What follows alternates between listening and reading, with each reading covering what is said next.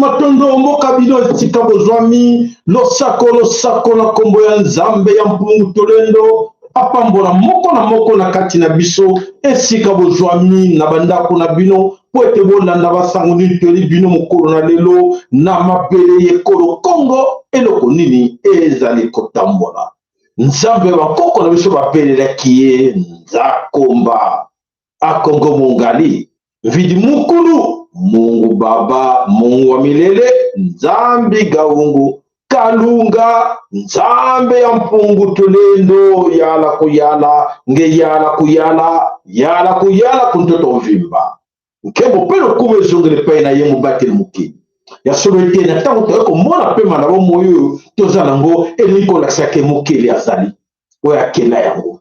Toza reconnaissant epae na yi.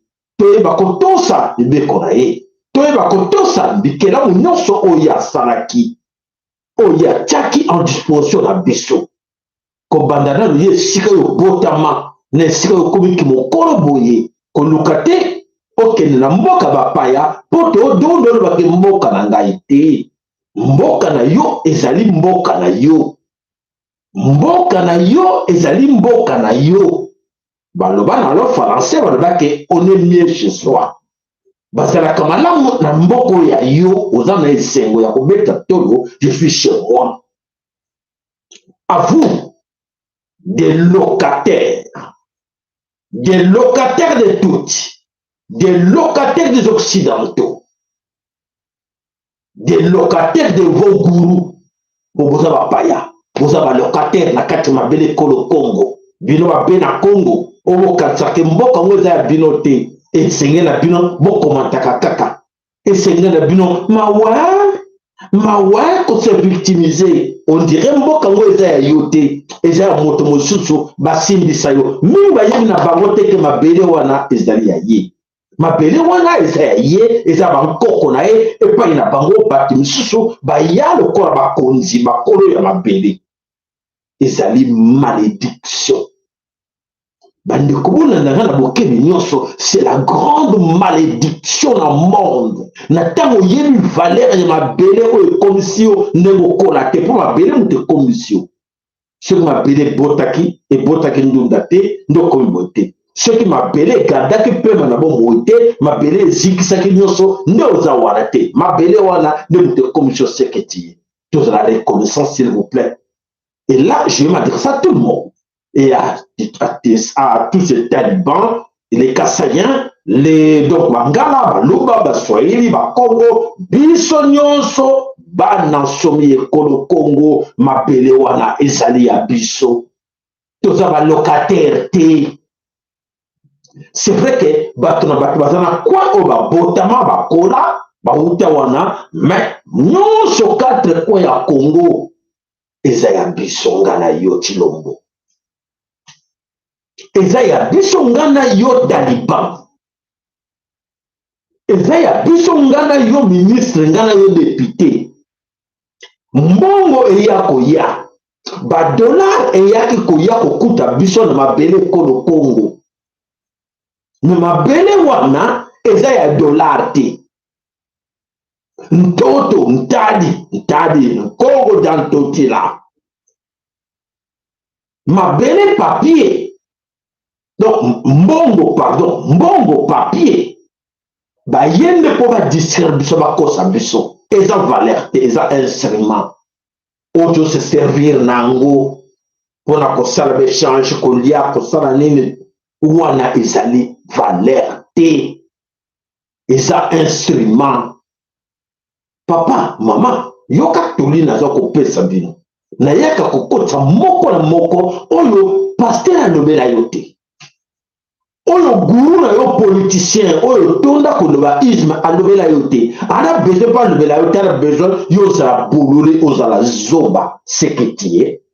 C'est que famille na yo ezali, ba bete la kabango maboko, balandaka bango na nsima bakonda bango bato ya mpasi bakumisaka bato baza malamu po ete bango baleki bango na mayele.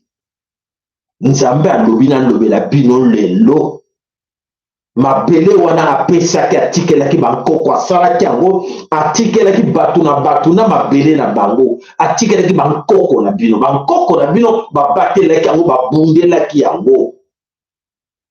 Nkoko ya yo, dis à tes enfants, yo motoza koyoka ngai, dis à tes enfants que la terre Congo, sans le Congo, mabele Congo, eza mabele na nga.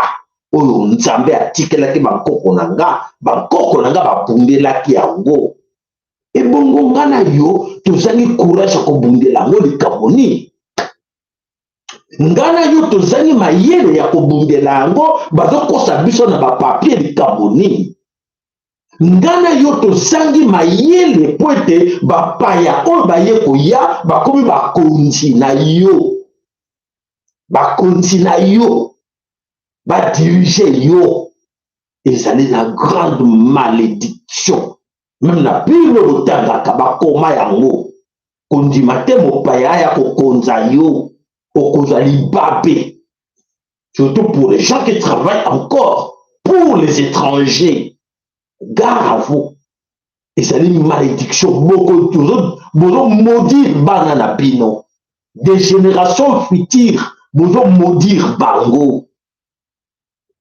Maintenant, on est avec un conseil on a qui n'a pas la paix sabine mon collègue parce que nous avons l'inspiration mingi la biso nous avons monté le carton de la bino yango et ça les chaînes to belina komboya TV le lac a voulu Kimbango. Le lac a voulu Kimbango, vous allez chercher un peu sa caca d'information, mais la sarabisoke, bande kotoke, ba les dangers arrivent. Bande kotoke, ba tozali banani. Yo soko yemi tozali nani ozo kansake. Yo yako tika batonsuk na mapele wana. Yo zali kwa accompagner les autres na mapele ko Congo ezali erreur. Et pour la réparer yango. Papa, maman, okotika na ka pauvre. Yo, na bana na yo, po ete yo, obundeli yango te, ozala malédiction. Pour reconnaître ma pili, oyo kimbango te.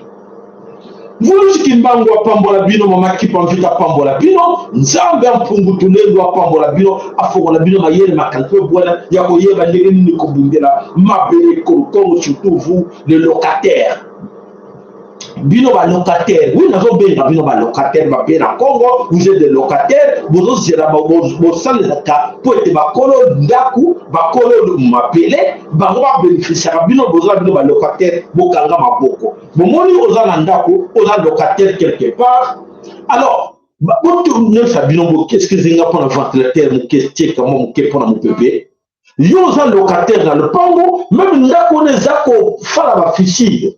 Ndako wana ezali peinture eza kobeba okoloba so eza libanda na clôture ola mokolo lopango ye mwa akobongisa yo ça ne sert à rien ozala besoin obongisa yango te po eza yo te mais mokolo ndako mokolo lopango akozala na souci lopango nanga ebeba te ko lopango nanga abundela yango nabongisa yango. Alors yeba kometia esika nini ozali lelo ozali locataire ya Congo na katambele ko Congo locataire na sens te ke ko louer ndako locataire na sens ke na mabele wana yo ozali locataire toza mukolo mabele Congo mabele ndako te je parle mabele ndako te mabele ete ya moko na moko na biso. Et alors, je vais continuer. Je vais une fois expliquer aux gens, on y a encore ba locataire, il y a ba touti, ba locataire occidentaux parce qu'ils sont bien. Ils gagnent mieux, ils profitent mieux de ce Congo. Bah, tout les Occidentaux, Américains, les Belges, Allemands, tout, vont bénéficier mieux dans ma belle wana. Bango, nous sommes mengo, nous sommes ma belle à Bango. Ils sont besoin de diamant wana azui. Ils sont besoin or azui yaye. Yo, mpasi na mpasi. On met tout la kate. Pasi na pasi wana okomona bandeko baza na kati ya esika baoyo eza kobima mundela ye 2 minutes kakakaka bokoleke ye wana vie avie otinda biso quelque chose comme vie biso wa moye te o yo oza wapi o naza na nord kivu o oza wapi o naza na sud kivu o oza na katanga o oza wapi o naza na bandundu na équateur tout ça o esika yo ozali mindele baza wana bapaya baza wana basengaka wa te me yo mokolo mboka ozosenga donc oza locataire po bakolo babele bazobénéficie nango yo ozobénéficie na rien ete ya moko na biso bakoso napesa bino et alors je vais adresser na basigale qui continue à chanter Basiga qui continue à chanter comme avant, bazo continuer na bango, bazo sentir que oui, tous la biso na tango na biso, to bele ba isme na biso, to bele la ba leader politique na biso, tout ça de l'autre côté. Matata Ponyo, Moïse Katumbi, Félix Antoine Chilombo, Fayulu, bato na pasi, bato na nzala. Pauvre en esprit, jusque là vous comprendre rien. Malheur à vous parce que vous ne comprenez rien. Et vous ne comprendrez rien du tout. Parce que vous êtes animé là-dedans. Bah travailler à bino. Bah tchabino bah nzungu na bango. Oh et vous avez que dépendre na bango. Bah oui, moi je suis opportuniste. Je dois attendre de profiter. Na yeso qui a vu pouvoir. Ngana ko yenan. Oh Moïse Katumbi. Oh. Ah bon? Oh Moïse Katumbi est Zambien.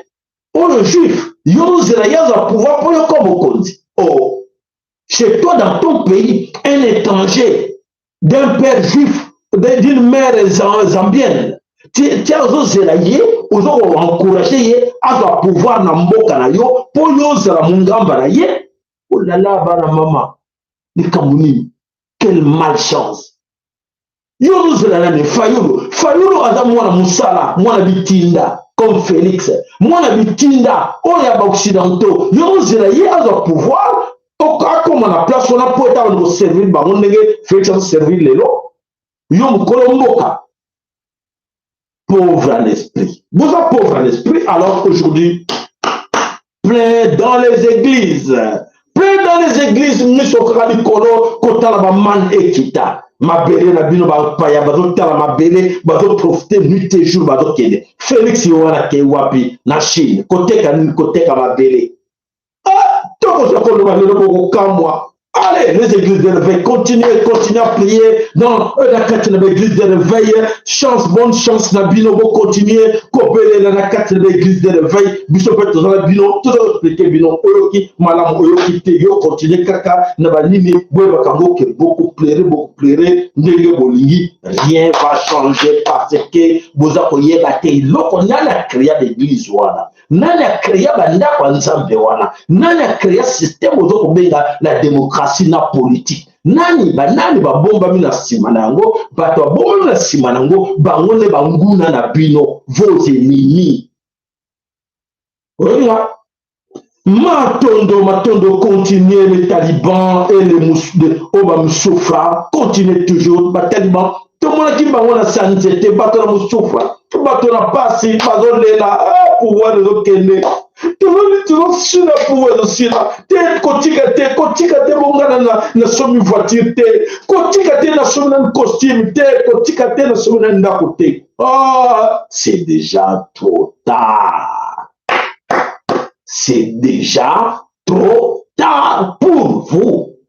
Tant que vous koloba boyokaki biso te. Depuis 2006 que Kabila Félix Antoine 2003 pardon. Félix Antoine Chilombo est avec Kabila. Car Félix travaille avec les Tutsis depuis 2003. Basrati, malé, 2018, 15 ans après, ben, on peut se pouvoir. Et voilà, Baza toujours wana 22 ans, 30 ans, Batutsi Baza wana na pouvoir. Ni Koronan, ya Bololé, ya Biso Moko Bapé na Congo, tout ça, vous voyez, na Bisoté. Voilà.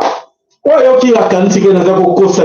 alors, continuez, on verra bien la suite. Vous rejoignez dans tout ce que vous êtes en train d'accompagner. Félix Antoine Chilombo et Kosakaka, pas si pour la pino. Alors, Mandeko, Tokota na Katina Kabamba na sujet na biso de l'ordre du jour et allez les aventures de Félix Antoine Tshilombo nakati na Chine. Les aventures, les aventures, bonanda pona nini. Alors matondo ba like na bien vous êtes déjà nombreux là. Ezara posa ba like na bien s'il vous plaît. Ba like pe bo tchaka, oye ba les bosso abonner, bo s'abonner na chaîne la biso oyo et pesaka bo biso et pesaka mayele. Vous avez za kate awali kamuna mayele. Mutu pesera ko koka po capter. Celui mutu les a kokate, celui faut pas que au lieu de cerveau en bois, mutu les a le corps en bois au capter no rien. Va papa, maman, ceux qui m'ont dit encore que vous avez chaîne, on va retirer une distraction, bobina, vous se flotter à me péder à bassi, tout ça, on a biso, exacté, tout ça, qu'on va vérité pour l'avenir na yo, na yabana na yo, bolobi, na bango. Voilà les aventures de Matamata et Pilipili. Ah bon? Vous voyez qui a voté? Les aventures de Matamata et Pilipili. Vous voyez qui a voté? Les jeunes. Bon, ben, jeune, bon, elle a quitté la Kinshasa, tu as été aventure, bande dessinée, oh, bah, viens la biso, bah, nous, comment? Matamata et Pilipili. Ah, Matamata, c'est là qui n'a Matamata, qui n'a Matama, ah, qui mon aîné. Pilipili, c'est là qui a Konda. Ah bon, vous avez compris?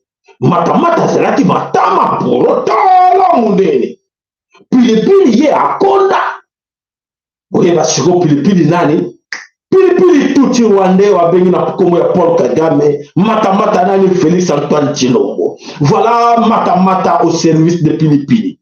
Matamata au service de Pilipili na Chino. Oh. Est-ce que c'est un événement? Non. Non. Pourquoi c'est un événement? Je vais vous expliquer ça. Alors, bon, il va être trop jeune, bon, il va être un président de Bosso qui est en Chine, il était. Tout est une image, et bon, il va être une mémoire à l'époque là. Les grands maréchals, Mobutu Sese Seko était en Chine. Mobutu akendaki na Chine akutanaki na Mao. Mao alobelaki ye nini. Mobutu lera azongaki alobaki nini. Kobanda wana Mobutu nakanisi bomonaki ba Eve.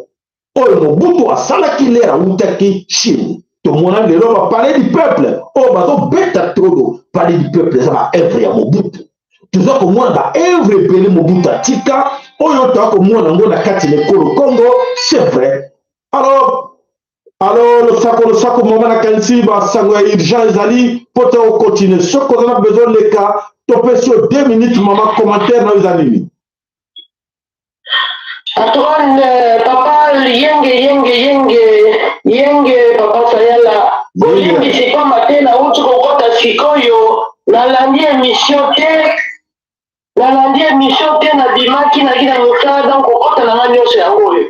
Nalinyika kanena loba eloko moko même si nalandi sujet oyo lobeli te mais eloko eza awa eza urgent nalingi na sensibiliser ka peuple congolais lombango na lombango batelema balali pongi mingi peuple congolais balakisa so batelema Gombe nyonso wana ekoma capitale ya barwandais Gombe barwandais batonda Rwanda ntango ozakokita wana ezakokenda babandeko na bango nyonso basoldat na bacorporal bagénéral banani bakomisa Gombe koma mpenza donc chef na bango ya kigali ya barwanda bana kisasa botelema ndenge bana kivu batelemi kala mingi te bakoma ndenge bakomasakre bino bakoti na bandulu bakoti na bakongo yango aza kosenga ekala bino lekona ya capitale bonakini bolakisa ndenge vraimen bolakisaki na epoka musée eloko moko te mabele eza ya biso barwandais ato bato batuti baya konyama biso baya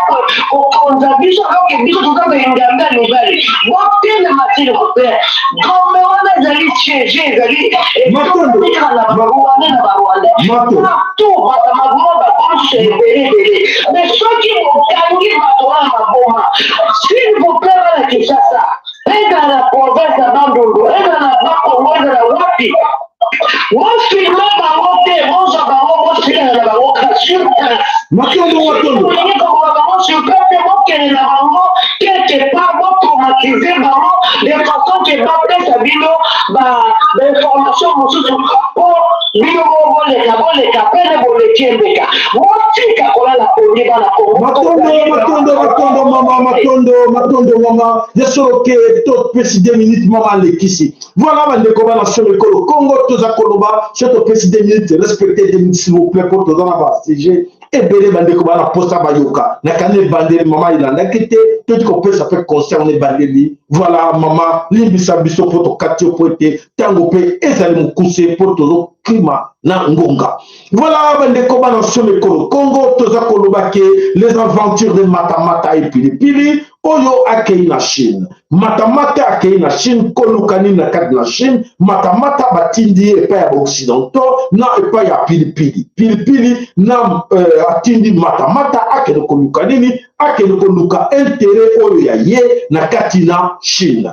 Alors intérêt oyo ya ye ya solo bandeko bana so mikolo Congo na tango tokobeta to kobeta mbela mikolo nyonso lelo makambo nyonso eyebani polele ke Chilombo matamata ake na Chine po ba mindele batelespectaki yango na émission ya lobi. Alors toluka toyeba nini eleki na kati na Chine bondeko bolanda toefina 国家主席习近平26号下午在人民大会堂东门外广场举行仪式，欢迎刚果民主共和国总统菲利克斯·安托万其在特敌吉隆坡对我国进行国事访问。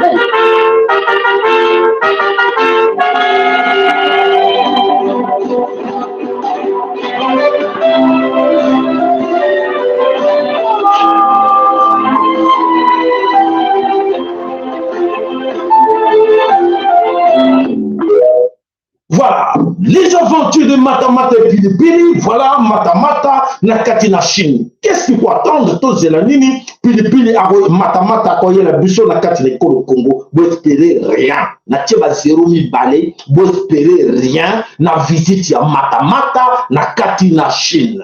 Akosala et le côté Akeiko Bradé, mabele Congo. Alors, là-dedans dans cette histoire, na vu que kati na bino, ba kulu tu basali. Bandeko bazali o bayeba keke Mobutu akenaki na Chine bakutanaki na Mao na retour à Mobutu tomonaki makambo ebele o Mobutu asalaki. Mobutu avait une tête azalaki na mutu ya pensée ya koyeba qu'est-ce que je dois faire mais mutu oyo tozotya oyo ke akei wana matamata aza na mutu te matamata akei aza na mutu ata moko te tala nano ndenge badrible ye na communauté Empire Imatuti. Empire Imatuti a dribblé kaka wana Kenya. Et pour ba chinois bakosala matamata ni. Tango batuti ba dribblé ye awana Kenya et pour ba chinois bakosala ye ni. Totala mususu wana azaki liboso babengaki makombo ya Hippolyte Kanambe était là au pouvoir.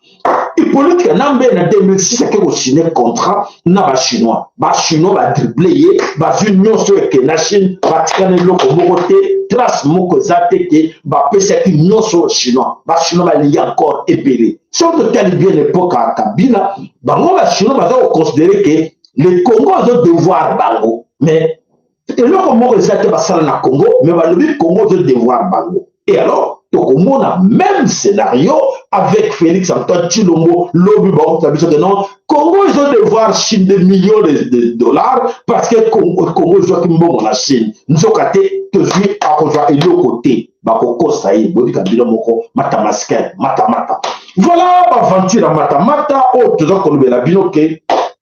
Matamata ke na Chine na compte na ye mon côté, ake na Chine na compte Empire Imatuti, ba tuti otwatine na occidentaux pour va tomber vigilance na biso et biso on s'en fout na visite et to espérer rien pour akenda ki atambola ki monde entier ayatana eloko moko na monde entier atambola ki te et bon na Chine ka ba tripler ba chinois ba tripler bakopesa ye loko nini bakozwa eloko nini eloko te bana mama bondimela ngai eloko moko matamata akozwa na kati na Chine eza te wana bazofete bonere wana tapis rouge batieli ye azomona yango matamata alors bocomprendre kaka matamata. Alors il y a des fois pe sur monene eleki ce qui peut moulaye eleki ezalaka mpe bololo comprenez. Voilà, le Congo. Alors, les aventures de Pilipili Mata Mata, il ne faut pas espérer en ça. Alors, Bisototal à venir, Ndengenini, Ezako Kende, Liboso, pour tout le monde vraiment que Busoba, Nabusoba, Ezako Leka, Namapele, Kolo Congo, Poete, et Loko Moko, Tokozwa, Ezate, Navaventure, Wana Bondi Menangai, beaucoup de monde, et quelques mois, beaucoup de monde, Navaventure, Wana Tokozwa, et de côté. Allez, c'est parti. C'est pas aussi comment le collaborateur du chef n'est pas le président de la République. Hein, parce que tout à l'heure, je faisais pour... Non, je faisais poser la question. Hein, le régime perd quoi en laissant tout simplement l'opposition marcher. C'est une marche pacifique. Au contraire, si le régime laissait la population marcher... mais ça serait à leur avantage. Non, le régime va gagner d'ailleurs. Comme ça, les gens vont voir, comprendre que non, sous Fachi, il y avait cette démocratie, les gens pouvaient marcher librement, tout ça, cette liberté de manifester. D'identifier où se trouve le peuple actuellement. Parce qu'ils ont fait un meilleur stade de marché. Un stade vide. Vide. C'était vide. C'était vide. Mais c'est... C'est parce que l'union sacrée. L'ancien rebelle.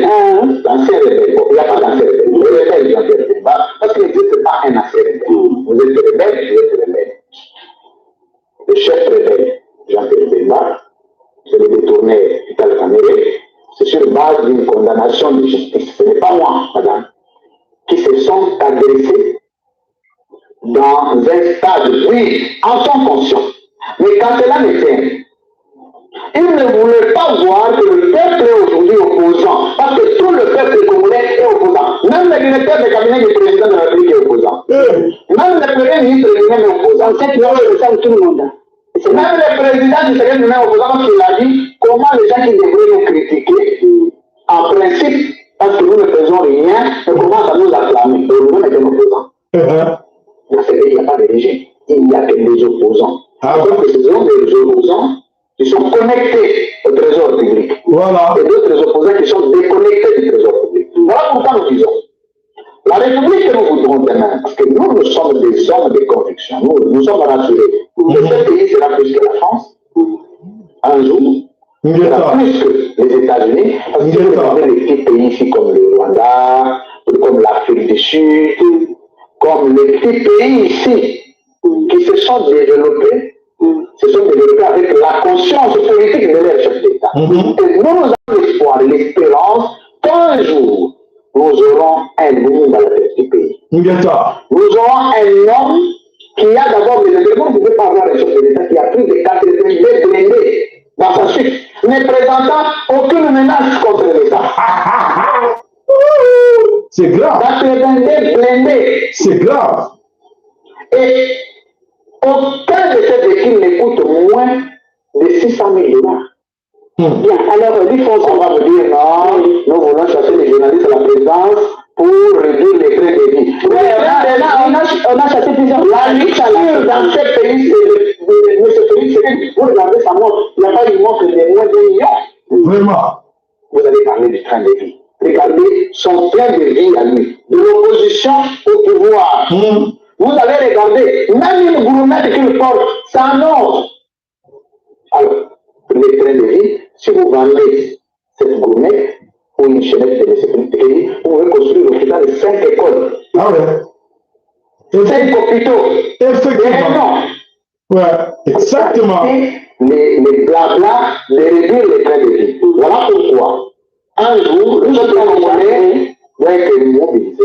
Qu'importe le nombre de législatures que nous aurons, qu'importe le nombre d'échéances que nous aurons électorales, nous finirons, même à la 30e échéance électorale, nous aurons un président conscient, un président qui a étudié, un président qui a l'amour du peuple, un patriote, un nationaliste, un homme de conviction, esprit du bon sens, qui viendra redresser les choses. Merci. Voilà, on a bien compris. Voilà, Ndeko, balance sur le Congo, c'est ridicule.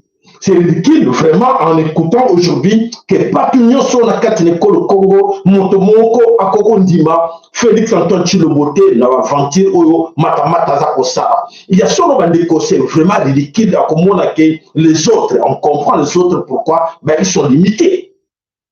Ils sont limités dans leur tête, ils ne comprennent rien. Parce que nous voyons comprendre pendant l'éducation aussi. Nous voyons compréhension pour comprendre que Motowana de Driblenga, Motowana de Kosanga, et c'est la base des tirs, niveau des tirs, non, celui-là, en regardant ses gestes, sa façon de parler, c'est un menteur. Parce que c'est lui qui est dans la classe, le résultat interlocuteur devant eux, il ment. Mais ceux qui battent, ils ont détecté que Félix ne ment, et c'est grave. Et c'est un niveau moko, il y a grave comme on a dit. Ils ne comprennent rien, ils ne comprennent rien parce que leur niveau est trop bas. Le niveau est trop bas. Et voilà la situation que nous avons aujourd'hui. Plein d'ignorants, il y a droit à été, devoir à été, boka. Surtout droit. Il y a droit à bango, qui va mendiant. Il y a qui sont nés vénérables mendiants, ils sont nés là dépendants des autres. Congo, il faut y avoir benga kaka mususu, gramo pao, vieux honorable, c'est ça, c'est dans leur tête, faible à l'esprit. Voilà. Tokota solo makambo ezali ebele toko sabino le faible à l'esprit bozo mona bango nazotie la bino bango bozo mona bango tout de suite là bokoyeba banani boyo bazali kopebisa mabele wana Congo alors ezaya pasi mingi bolanda bango. Aujourd'hui, le monde va retenir une chose. Celui qui n'est pas combattu par ce qu'il gère mal le Congo, c'est parce qu'il est Moulouba. C'est pourquoi je demande à toutes les organisations de sanctionner Moïse Katumbi. Il ne mérite pas de diriger le Congo. Boyoki Augustin Kabouya. Votre raisonnement ya moto. Comment qu'on devant tout ce monde-là, Moutamaye la zate, balé moutou en bois, balé ba méritin samba, bazoyo ka moutazo de la bango, mais vous avez moutazo de la biloba loba, aïe ma kamazo lobate. Voilà. Nous ne sommes pas empêchés, moi je ne peux jamais être pour Moïse Katumbi, jamais de la vie. Mais je ne peux même pas accepter non plus ma bêtise Augustin Kabouya Zakoloba. Donc, ils ont sauvé. Et Balingi est Félix parce qu'il a conduit le pays très mal. Non, Balingi est parce qu'il a Modouba. Nous sommes pour à cause ça, Bandekonaye au bazar, sans vision de tout na bango, à cause ça bango que, oui, bango de bazo yinande, bango na kati nani. Alors, nani a cause ça bango, tout na biso moko, tout na danan bango moko, na kati na. Na ba proche na bango ota komona solo ke na kati na kasai bango moko kuna pe ko opesi mbwa boy totala nano na kati ya bato nyonso Chilombo akreyaki tolanda babanda kiwa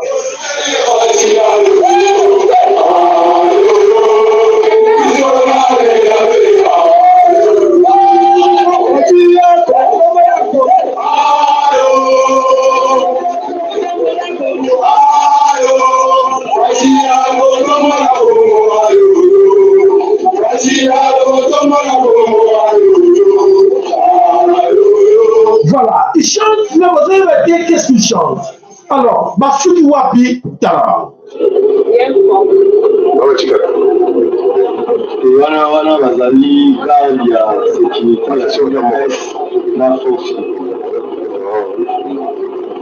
Retourner tout à la table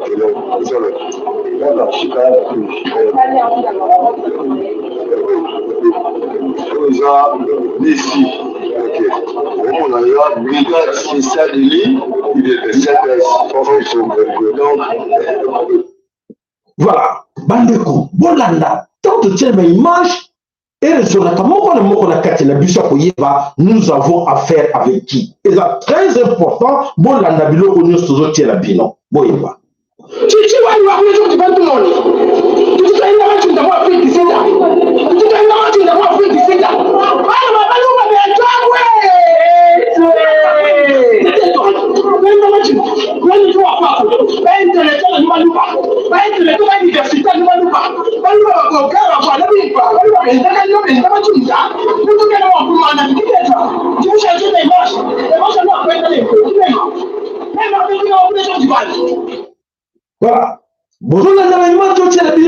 c'est là que vous allez comprendre à qui nous avons affaire dans ce pays-là. Et ça y a pas mingi. Et si vous notez, na vila ke bino, ba image comme ça vous comprendre, ba nani tozana bango affaire na mboka wa. Voyez-vous, on prend l'argent, on donne aux Kassaïens. Parce qu'on peut aussi donner aux Kassaïens. S'il n'y a pas de vote, ce n'est pas un problème de tribalisme. On prend l'argent, on donne aux Kassaïens. Nous, on prend, Moukouna prend, Chilombo prend, Kalonji prend, allez construire. Ils prennent l'argent, ils bouffent. Si elles ne peuvent pas construire chez eux, pour bien que ça y est, il faut mettre de la ville. Il fera comment? Si vous voyez jusqu'où on est toute une communauté, parce que les gens de la diaspora, d'un certain caste, ont décidé de venir chipper l'argent et partir. Je le répète, imaginez, ici à Taoui, makuta kwabo kwetu kupesa kwa unapatia mkuu unapatia kalombo unapatia mkuu unapatia kaloshi uyengi kweli ndio wao makuta ya kwetu wanakula makuta ya kwabo ndio mbele umpige kwa hapo. Conséquence, on ne les arrête pas. Vous venez me poser maintenant une question ici en disant est-ce qu'il faut les changer? Celui qui peut les changer, c'est le chef de l'État. S'ils font leur bon travail, ils vont les changer. Rappelez, ils ne changent pas. Ça fait 4 ans qu'il ne va pas changer. S'il doit les changer, il les interchange comme des pigeons de là. Ils prennent celui-ci, mais là-bas, ils prennent celui-là. Ils sont toujours pas. Et la bonne contre on vient nous dire, nous ici, nous de l'UDPS, nous venons du Mali, que nous avons été des traîtres. Les traîtres, c'est celui qui mange de l'argent de la population. Voilà. On a mis tout le monde, image, nous sommes au Congo, nous sommes pour la coyer, baba uta ki wapi, et le lot va promettre qu'il biso épéré. Tout le monde sous moko bolanda, va promettre qu'il ni, va le bâti ni, que lobby, bango na projet la bango, ya société et zalaki ni, bolanda, bolanda. Vous savez, au fond de ce qu'on va congolais, elle peut faire ses noms, ou elle peut faire un talent. C'est un imbécile qui est sorti de nulle part. Et qui devient président d'un pays comme le Congo, avec tous les problèmes pour les alliés dans le monde. Et donc, il y a des choses qui sont à Kassaïen, on est encore ensemble, tout le monde, Congo n'a place de qui c'est pour nous avons créé le fonds de développement du Grand Kassai, pour tout ce pas pour que nous construisons une cannabis. On ne peut jamais construire un pays sur la haine.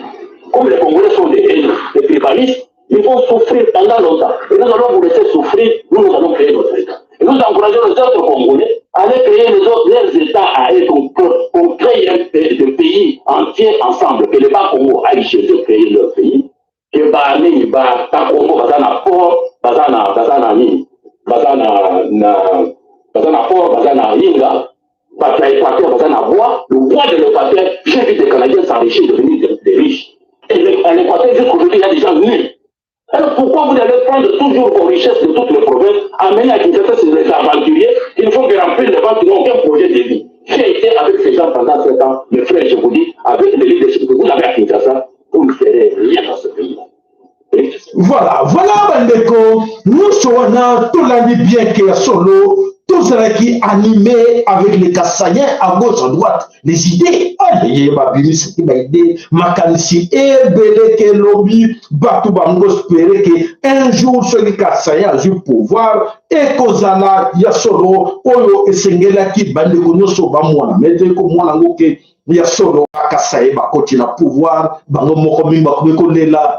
il fallait pas passer ce pouvoir, il fallait pas toquer les casinos, et comme il y a Sony.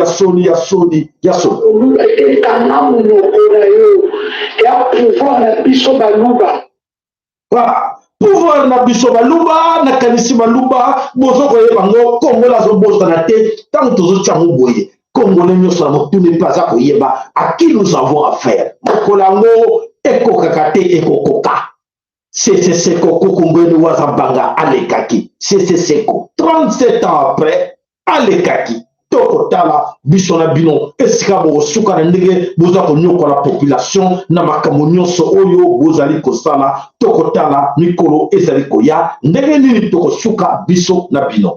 Alors bandeko bana somi ekolo Congo ya solo ke tanto beta kambela na makambo bandeko ebele bazwa na légèreté ezali kamo kozala na légèreté te mais ezali kambo ya kozala conscient tout d'abord ya koyeba ke tozobundela nga nazobundela ekolo na nga te, nazobundela région na nga te, tribu na nga te, nazobundela Congo. Mama Congo oyo bino boza konyokola soki naza koya wana nazoya na compte te que parce que je suis de Bandundu, je suis de l'Équateur, je suis de Kasaï, non ngai Congo. Il faut tozala juste liboso ya moto apesaki biso Congo wana na Congo ya Nzambe ya mpungu tolendo tozala juste pa na ye.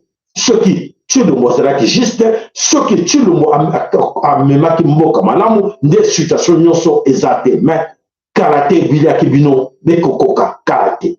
Voilà bandeko bana somo ekolo Congo ya solo ke na ntango toza kobeta mbela na masolo oyo ya kati ya mabele ekolo Congo bato ebele bazwa yango ondie na légèreté moko boye, mais kala te bandeko boko vivre yango ke réalité nango ekokoma bokoyeba yango très bien kala te. Bolanda totiela bino reportage moko.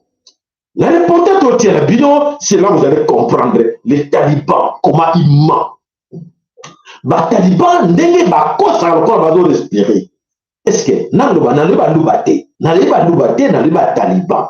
Bolanda reportage bawangani même ke babimisaki ba machette na bateni oyo batoyo ya brigade spéciale wana ya Tshilombo bakuluna babimisaki ba machette malite eza biloko ya kala. Bolanda reportage bokoyeba à qui nous avons affaire na bandoki oyo bebisa bino ke bazali batute IDPS informa ba menteur ba voleur ba escroc ba bandit ba frappeur miyibi na miyibi bolanda bango. Allez toke. La vérité est que la soi-disant opposition congolaise n'a pas réussi à mobiliser, mieux, à faire adhérer le peuple à son discours mensonger. En perte de vitesse et pour couvrir son échec cuisant, certains de ses leaders, cherchant à charger le régime d'avoir créé un climat de terreur, se sont servis des anciennes images prises dans la commune de Bandalungwa, où on pouvait apercevoir certains jeunes munis de machettes et qui s'étaient donné pour tâche de traquer les étrangers qui soutiennent les terroristes du M23 dans l'est de la RDC. Un acte qui d'ailleurs avait été condamné par les autorités du pays et pour lequel ces jeunes ont été interpellés et en prison. Oh là là! Une autre mise en scène de mauvais goût, c'est quand on cherche à manipuler l'opinion tant nationale qu'internationale à travers la chaîne de télévision France 24, où on a vu les reporters qui, pour assouvir les appétits de leurs clients, ont accepté de dire le mensonge comme quoi la situation était trop tendue sur terrain. La situation est maintenant très tendue. Les manifestants, en majorité des jeunes, sont nombreux dans cette rue où nous nous trouvons actuellement. Ils ont répondu à l'appel des 4 ténors de l'opposition, Martin Fayulu, Moïse Katumbi, Matata Ponyo. Voilà,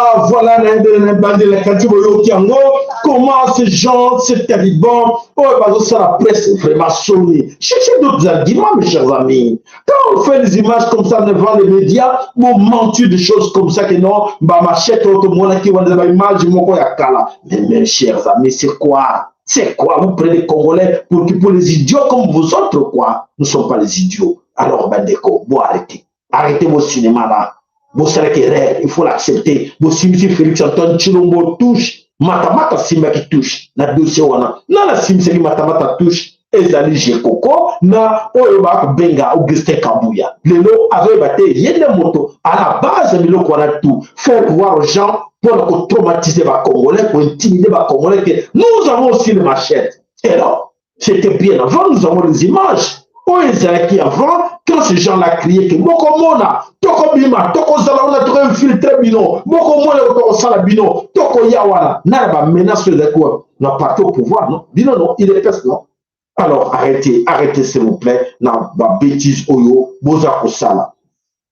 Alors, bandeko bana somme ekolo Congo ya soleke na tango tula komona makambo na Congo zo marcheté, c'est vrai, il y a quelque chose là-dedans, ils ont marcheté pour l'année parce que Motoyo Arago diriger Mboka, est-ce qu'il est vraiment président? Ça c'est la bonne question. C'est notre dernière question. Est-ce que vous êtes pleinement président? Je suis pleinement président. Vous savez que tout le monde n'en est pas persuadé. C'est pas votre première question. C'était une petite relance. Je suis pleinement président. Merci, Monsieur le Président, d'avoir accordé à Voilà, Mindeleba Kenda Badou, tu as présenté, c'est connu tout le monde que Félix Atiala n'a jamais président Azali, garçon de course de tout Rwandais, au bazar pour Tine le Kouamoua Moussala, allez Kendebo. Alors, Bandeko, Tokota, na information, Oyo, Toye Nangoya Solo, Oyo, Ezali Koleka, Nakatina, Mabele Kolo Congo, et Lokonini, Ezakoleka, c'est le grand boulot, Oyo, Félix Antoine Chilombo, Azali Kosala, Nakanisi, Bomona qui image au circulé, Bomonyango, Tala Basenzi, Nakatina jet, Nakatina avion présidentiel, Nakatina avion présidentiel, Tala Chilombo, Oyo Penza. En tout cas, Bande Kolanga Bakassayen, réfléchissez un peu avant de faire quelque chose. C'est pas comme ça. Ce n'est pas comme ça. C'est vraiment humiliant. Ce n'est pas comme ça. Même si Balinga Koliaming, Matamata, comme ça. Hein? C'est vraiment ridicule. Ils ont humilié le pays, hôtel et appelé le Congo, tout comparé, Mobutu Kedek la Chine. Est-ce que l'époque de Mobutu, on peut voir des images pareilles? L'époque de Mobutu, on voit des images, on voit des images, ok, ngala bazolo biso tour na biso bokomona osomona bomona tango to tikala komona te ka ba mususu otuli kongole mususu Mobutu azalaki ekolonie baba azalaki munga eza ko bakoyeba te mingi bayeba te mais ya bino muluba sanité muluba basendi c'est ridicule. Voilà, bandeko bana someko le Congo boako bomonyango en image bino moko alors tokei na katina mboka Kinshasa kuna eloko nini eza koleka to alertaki bino toujours alerter tout le temps bandeko bokeba tozali en danger to lobeli yango plusieurs fois que Congo ezali encerclé. Kinshasa ezali na katina mobulu. Quand vous êtes en train de chanter, de danser, de cigales, les autres préparent l'assaut na katina ville ya Kinshasa. Tango bino bozako bina na katina l'église, bozako yemba, les autres ne les ont pas comme vous autres. Mais surtout, bazako préparer plan ndenge nini ba ya po ete ba boma bino. Bozoka ngai malamu. To loba ngo na kanisi oyo eza millième fois tozako loba likambo oke bandeko tokeba po ete banzingi biso. Alors, à l'image, Bolanda, comme ça, bon comprendre. Awa tozana mbetike ndeko oyo ya mobali bozomona bakangi ye na la police aza lokola liboma bakangi na biloko nyonso mais ce qui est étrange a découvrir na kati ya biloko na ye na batelefone na banimero ya telefone na bakarte na barevolver na barevolver ya jouer. Donc, comment on a eu, police a suspecté ma casse. Dans le minute, on est comme la morphologie. Nabiso et cocalité. Dans la morphologie, ça me la mancase pour la mouka. Donc, Azar va biloko epelé. La biloko epelé. Ndeko ye wana bozomona alobi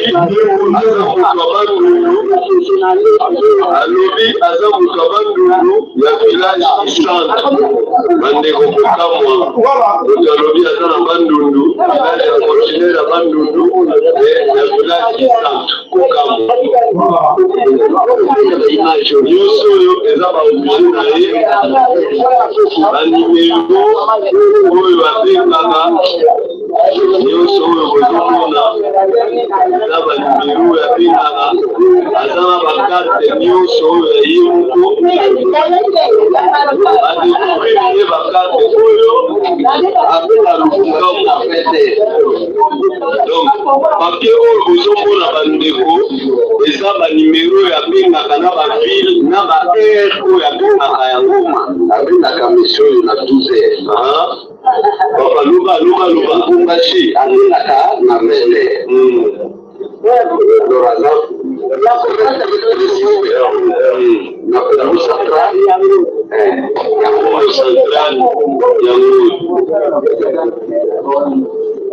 Alors,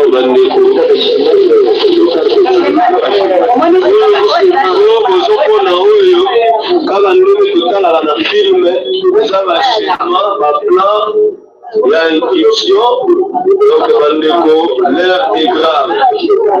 L'air est grave, ce qui m'étonne, l'école a dans la carte d'électeur, il n'y a pas tout sous. Qu'est-ce qu'il a fait de ces personnes-là? Il n'y a pas d'idée.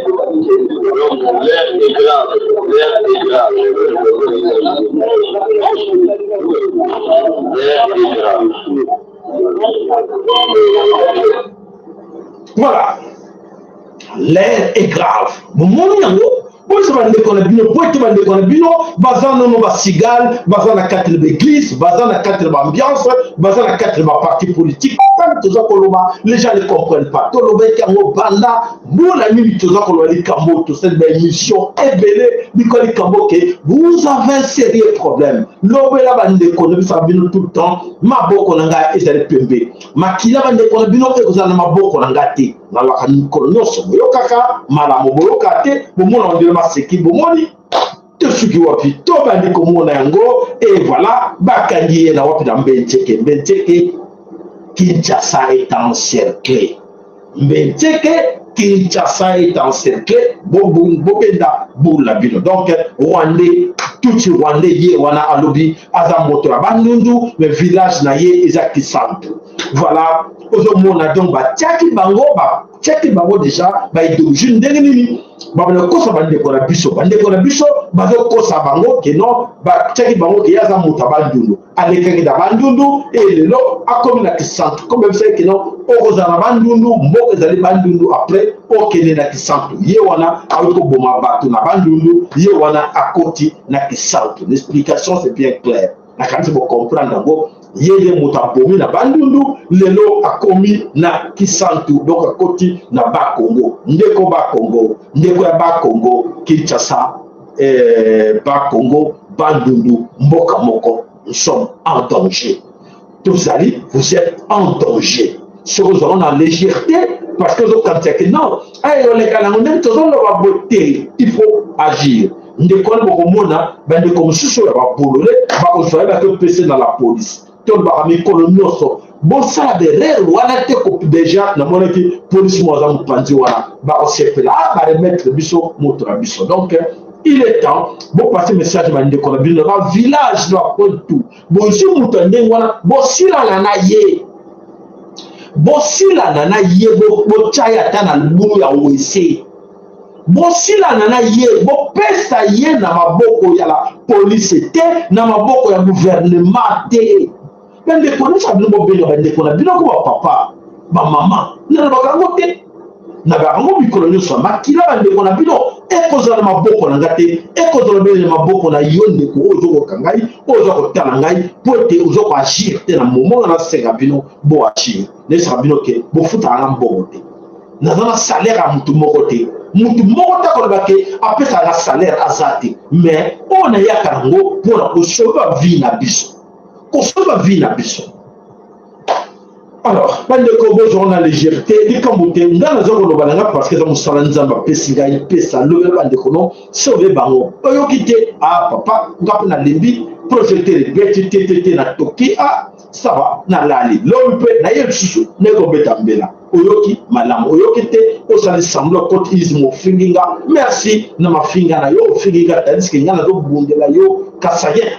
Ngana zo bundela yo taliban. Yo zi erreur wana uyo finginga ah matondo na sepele pesiga courage mais oye ko yela yo na bana na yo lobby et cause de responsabilité na yo pour finga ki musaleli ya nzambe wa ekipo sauver vie na yo na bana na yo ce que d'abord que za pasteur na ko te ni lo ba nzambe awa ngena kanti contre ngana le comme na ba million ah pasteur na dim bo pesa ba dim allez bo taba dim bangwa bino ne ko taba dimbango ngana te dim na ngai parce que c'est là mais o azufa bino po soba vie na bino asenga bino dinte mazo senga na bino bo informer bandeko asenga bino mbongo te azo informer bino bo informer bandeko to sala musala po te to bikisa na biso bozo sala te likambo te nzambe azoka kolela na nga likambo te apesika musala nazo sala ngo bandeko alingo yoka te likambo te etali ngai te. Voilà, bandeko bana someko le Congo etali ngai te po te bana someko le Congo bazo comprendre te de l'eau bazali en danger. Alors to continuer batia la kaka en danger wana etali bango moko. Alors bandeko bana someko le Congo solo ke tanto betaka mbela na makambo batebele ba monde rango die maseki ba monde rango dire ke ezali kamo moko to sala black mais lobby to ko tuna na biso. Alors, tokei na kati na mboka to benga Menkao. Na kati na Menkao, qu'est-ce qui s'est passé? Na kati na Menkao, bato ebele, baza koye bateke conflit o la tuti bazo tia biso lobby ekozala opesi mbwa boy entre biso parce que déjà bazali ko sala tuke bakota déjà confusion ba trouble entre l'ethnie na kati de Congo oyo contre oyo nzokate nyonso wana ezali ba stratégie oyo batuti bachapote badomine biso yo mwana somi ko Congo oyebi yango toyebi te etali yo il est temps yebisa ndeko noke te mingi tozovi na kati de Congo ezali ba stratégie oyo banguna batieli biso po ete bazwa biso na kleboa tozala bango mayele po ete mona ba conflit ethnique partout babanana yumbi nani ye wana za gouverneur ye mtazaki na kati ya conflit wana akree ba conflit na quatre coins ya bandundu lelo batu bakufi ebele na kati ya bandundu aza wana babengi gouverneur pour la remerciement. Voilà bandeko bana someko Congo tokota na lombango po ete tango pekei tokota na kati na mboka Nord Kivu. Na kati na mboka Nord Kivu kuna batuti wande bazuka mwa kadena na bango mais va changer la stratégie comment voler les richesses du Congo. Ba moni ba komi coincé bota le système ba docteur Sika ndeli ni ba lexaka ba minere ya kati ko le Congo ekedaka na kati na Rwanda. Ala bolanda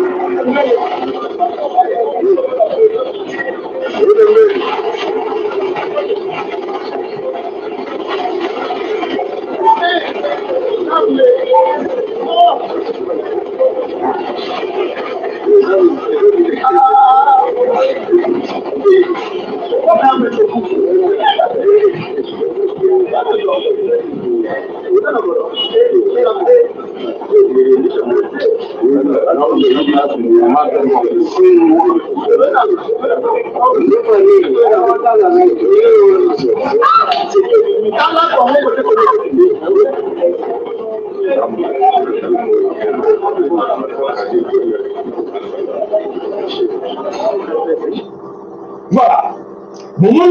Wana ezali Bakar balobi non, il y a des travaux, toujours le roi m'a belle, toujours le bois de l'autre côté. Et pourquoi traverser la frontière? Pays où ils ont la Congo, je vois très mal, il y a toujours tout le temps, les qu'on ne comprennent rien du tout. Que la complicité de Chilombo joue là-dedans, ça soit à l'œil visible, qu'aujourd'hui, les criminels sur les carte de Congo, Félix Antoine responsable. Bandeko, avant Félix Akeli na kati na Chine, tout le monde qui est émissaire à Kigali, ayaki na kati de Congo. Biso, tout un problème na guerre na Kigali. Émissaire à Ekosala Nini. 2. Pour la Nini, ambassadeur ya biso na kati na Kigali, asonga na kati de Congo, mais il est là. 3. Pour la Nini, frontière na biso na Rwanda na Uganda, tous en guerre na bango, bakanga ma frontière te pour la Nini. Bandeko, réponse Zawana, Makansi, vous avez compris. oyo bazana na bolole na mituna bango bazo kanzeke pona Félix Kigali Rwanda batuti bazabe nemi na ye bwana penza yebaka ki bana mama abota yo ti otikala ka kizengi okukufa kizengi solo kanzeke Félix azobunga pona ekolo Congo azobunza batuti Rwandais yebaka ke lobano ke mama abota asala de perte mama bota yo papa bota yo asala perte na vie na ye yebaka mutu na yo lelo ke uza moti pour le moment où il y a eu des tu le mois complice ça va tout tu vois tu le moment où Congo et ça passe mini pour la yo voilà ndege et ça kolekawana na kati na mapiri Congo. Alors face cachée à Rwanda et Bali na Rwanda le régime sanguinaire à Rwanda loko to ba sala sala kati Congo même na Rwanda ba comme Kolubelango et comme grave tout cela qui bino reportage moko na kati oyo bandeko ba keno sa reportage na kati na Kigali ba ke découvrir makambo ebele oyo ezoleka. Je suis au Rwanda dans l'entité de Bugangari. Si vous regardez de l'autre côté de notre frontière au Congo, où la guerre perdure depuis plusieurs années, les gens veulent profiter de chaque situation pour en faire du business sur les réseaux sociaux. C'est ainsi que vous voyez les gens sauter les premiers pour annoncer les fausses nouvelles, comme par exemple la prise de Boulagana par le rebelle du M23. J'ai beaucoup d'amis qui travaillent dans ce système ici chez nous. Ils m'ont même intéressé pendant un temps. On n'a pas besoin d'être à Boulagana ou d'y avoir des personnes ressources, même pas d'avoir des simples photos. Nous prenions juste nos portables et annoncions la chute de Boulagana entre les mains du M23. C'est-à-dire quand les gens entendent les rumeurs de la guerre, ils en font du business pour se faire de l'argent. Cela la force aux rebelles qui prennent de l'avance sur l'armée du pays. Les militaires sont déstabilisés et le M23 avance tranquillement. Ici chez nous au Rwanda, même si je suis en train de déclarer ceci, j'ai 3 comptes différents sur les réseaux sociaux. Mais parmi mes amis, il y a ceux qui ont 10 comptes, d'autres 5 et certains comme moi en ont 3. Sur un compte, on s'appelle Gabriel, sur un autre Jay-Z. Ailleurs, on s'appelle Waze. Pourtant, en réalité, c'est une seule personne qui gère tous ces comptes avec des informations divergentes et qui sont souvent fausses et fabriquées dans des labos. Ça va trouver quoi comme business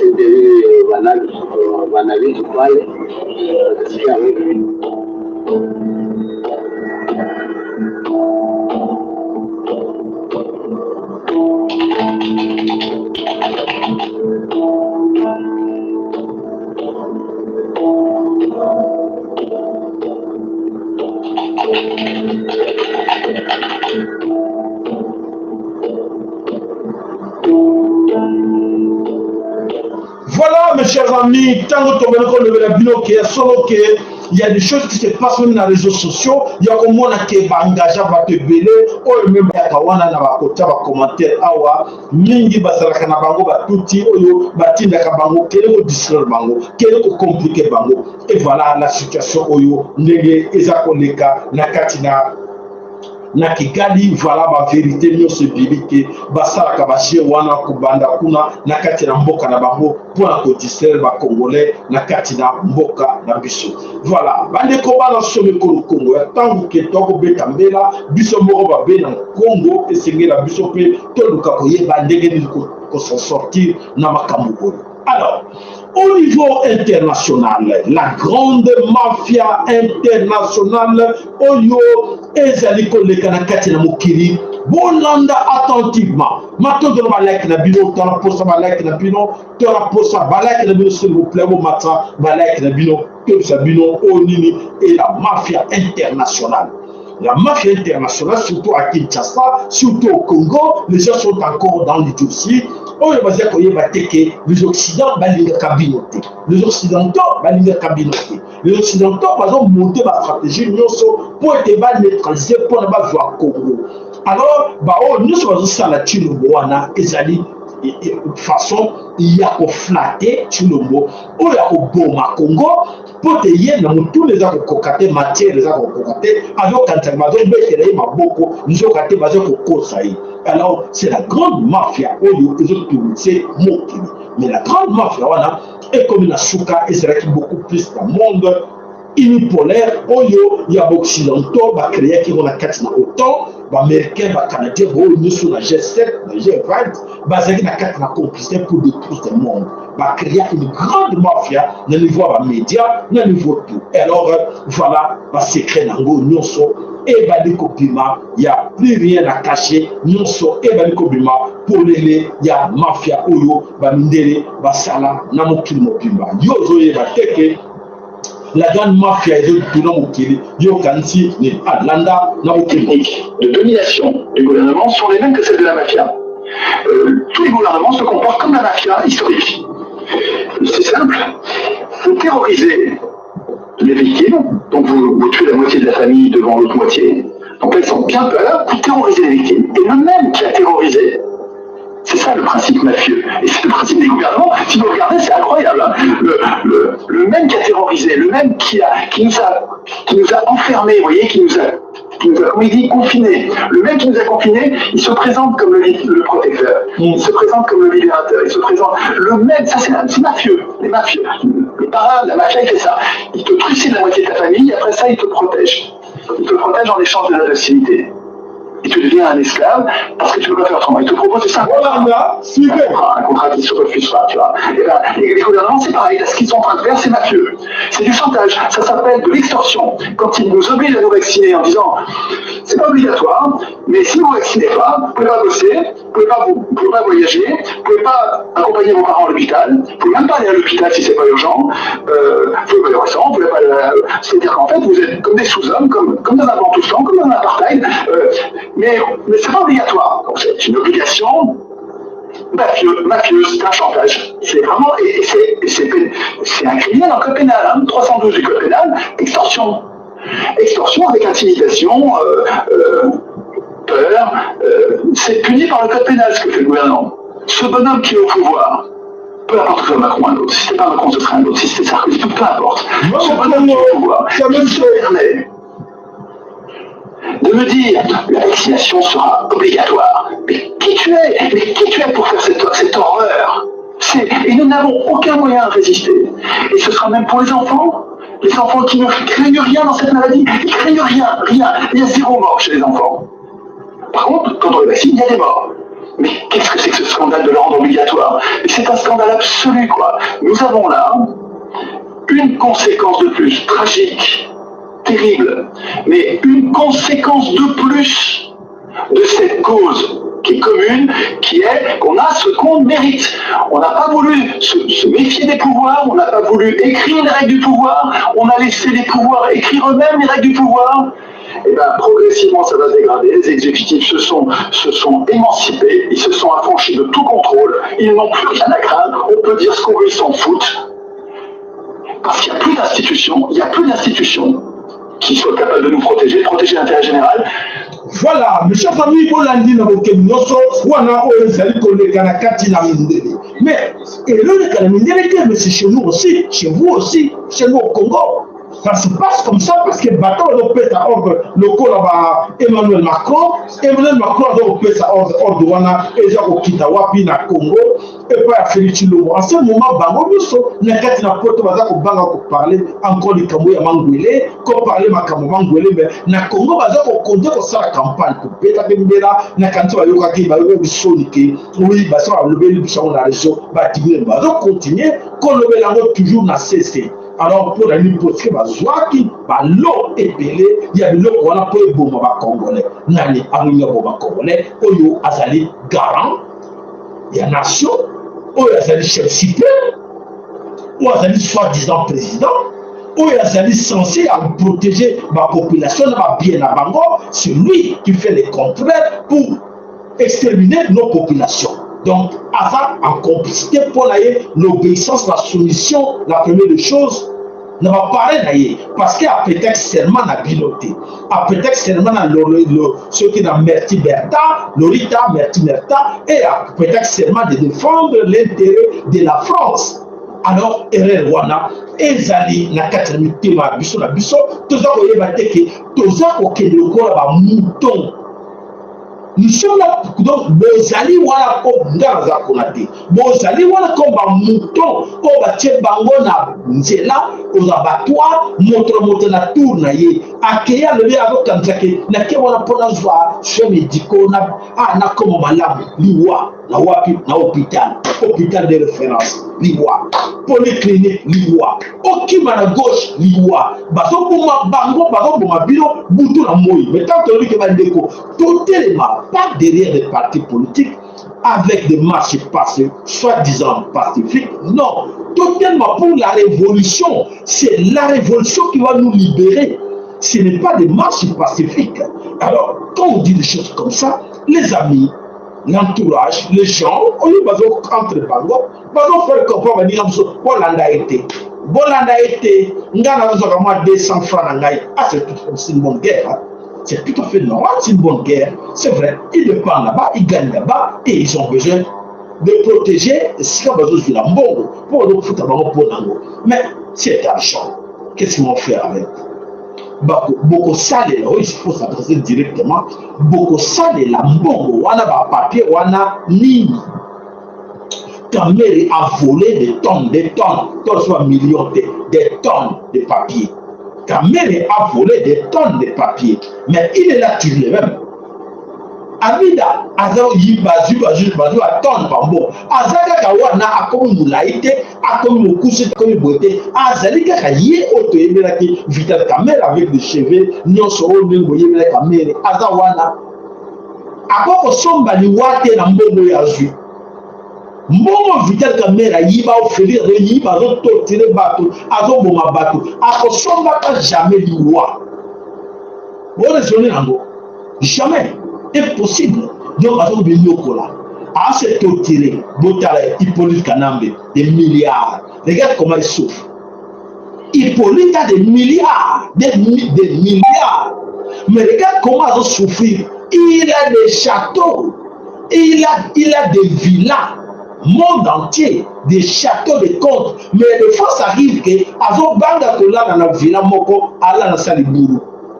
Allah na Saliburu comme bras, comme Mpuku, comme serpent. Na Saliburu, na sa bomba, le sina alors, à quoi sert? Nous montrons quelque part à comme il est beaucoup esclave de lui-même. À s'enfermer yemoko mbongo leki et bloquer maye le sirie a tongi banda comme kilmo biba mazo ola banda ko mote punition nzaba pesier punition volusi kimba ba pesier la na libulu mokeba. Mes chers amis, attention en matière d'argent. Ko bradembo kana yote en matière de papier là. Côté ka famille na yote en matière d'argent. Côté kabana na yote likolo ya mbongo yebaka yango ezali loi native soki osali yango okosala boye bondibelanga okosala boye okosouffrir des gens au moins na moi na Volvo deneki ba marque tout le BMW nini Mercedes somo landa esinga lalaka azalaka na mwa musu moko ya boye azalaka na etoko wana ni punition Félix Tshilombo a yibi ba millions en espace à quelques 4 ans ya yibi mais azana pété pour les batongi bandako batongi ba clôture ba tie ba barbelé ba tie ba garde corps à gauche à droite bazana sécurité moto azana sécurité moi je dors, je suis très bien chez moi, je dors calmement. Matongi banalabi nanga pongi mais par contre bazana sécurité bazana pété. Donc c'est à dire qu'il souffre bazana souffrir il y a la torture bandimi voilà. Et puis ça bino mosusu ba conseil boye bake baza onoko ba soki mboka ba bongisa ki malamu mboka ezalaki bien to mona kawa ba président ba ministre ba député ala ndako kuna wala député garde corps azate ya côté na fatine kala mwasi na bana ne ake na supermarché bino ne na supermarché na transport en commun bino ne transport en commun et l'autre moko garde azana voiture danger na compte belé mais azo banga na ye mutute po ayebi ke asali ni mabe na mutute abebisi mutute atokele mutute musala nezalaki apesa bato so bazalaki na affaire sociale pesa bango mo ya bango so bazalaki na économie sala musala na yo koyiba te so bazalaki na transport bongisa transport en commun ye baza fier à côté la transport en commun. Voilà mes chers amis ce qui se passe au Congo aujourd'hui, toujours se torturer.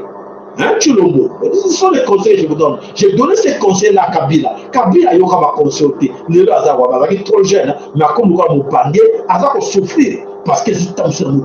Bah, comme on l'a dit, il va l'ingérer. N'a pas ça, n'a qu'un seul qui n'est pas au pouvoir, bah, on l'ingérer. Malchance. Il y a un autre côté, pas les n'a pas l'ingérer. Vous savez que ma pénible, tu dois payer. Tu dois payer.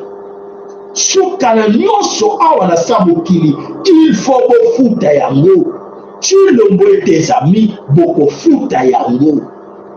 Tout ce que vous êtes en train de faire pour nuire population, pour nuire Mabela Kimbangu, Koteka, ok, oui, ils sont très contents. Les Chinois, donnez-les. Puis ça va nous Mabela. Nous pèsons les Américains, nous pèsons les Français, nous pèsons ah, il y a des souffrir. Il y a des souffrir la trahison, basé le bango bobé, au PC bango. Ah oui, attendez, je vais aller au Valère, ma belle montée. Pesa biso, pays na monde oyo, pays moussou, retour en boca moussou. Depuis quand? Oui.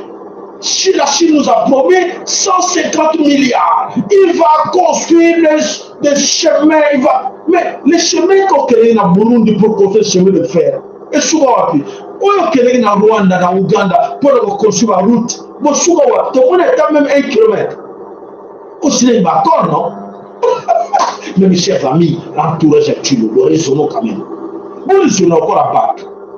Bon, il y a un discours. Avec le nombre de kilomètres, il y a 1 kilomètre seulement. Entre Burundi et Congo, combien de kilomètres est le chemin de fer et Salamé?